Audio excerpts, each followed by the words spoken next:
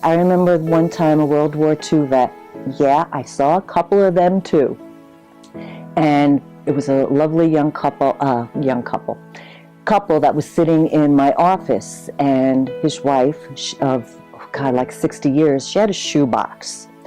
And as we're talking about some of his experiences, she started opening up the shoebox and lifting mementos out. And he looked over at her and he said, "Are those all my medals? And are those commendations?" She saved everything. She saved every letter he wrote, everything he had. And he was like, "Oh, put that stuff away." Because y'all are so humble about what you did. You're part of an elite group in this country. Less than 1% of you were boots on the ground or wore a uniform. You should be proud of that.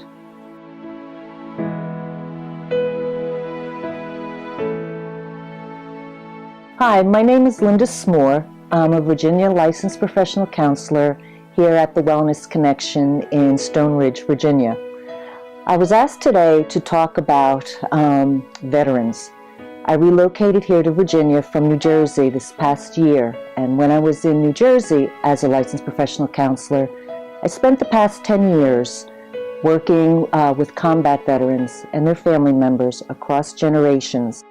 So I was asked to talk a little bit about my experiences doing this work and about my guys and gals in honor of Veterans Day, mostly to talk about post-traumatic stress disorder, the kind that we call service-connected.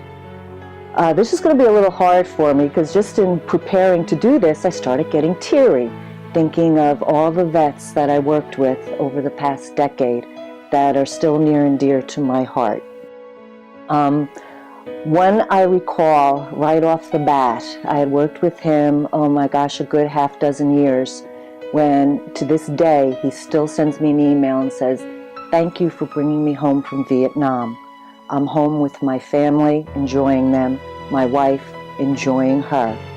And I've heard this so often from vets. But usually, the first visit with a vet, they'll come into my office, they'll sit down with a scowl on their face, being their alpha selves, saying, "I don't know what this talking stuff is going to do for me." And I say, "Well, I don't know what it's going to do for you either, but we're going to do it. You're here." I said, "You need to tell your story. Each and every one of you need to tell your story to someone because you have amazing stories to tell." This is about learning how to move forward with these memories, with these experiences. There's no cure, there's no magic pill or any special therapy out there that's just going to erase the brain of your memories. We learn how to move forward comfortably with what we have experienced and the people that you've become because of those experiences. Those of you that may be looking at this, if you are veterans yourself, or maybe the loved ones of a vet, and you're wondering, well, how can supposed talk therapy work?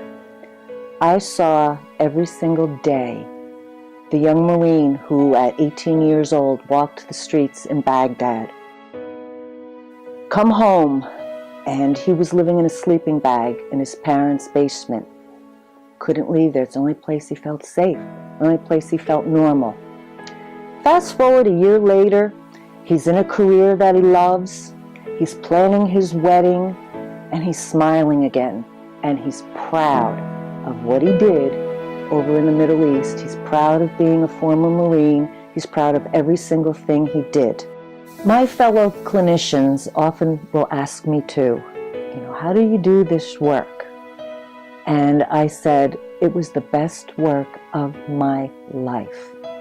It was such a privilege and such an honor, whether it was holding the pain, drying the tears, listening to the amazing stories of men and women who are great husbands, great fathers and mothers and wives and daughters and sons and employees and wonderful citizens, carrying around this very special and unique pain that words can't even describe.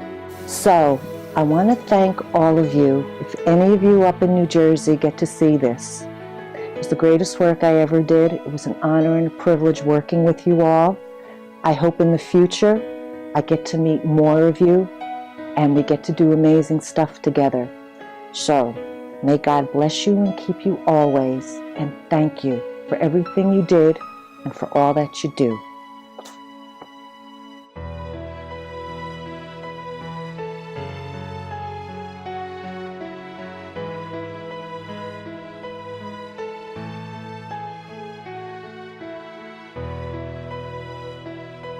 If you know of anyone, even if it's you yourself, a loved one, a friend, a battle buddy, please send them my way.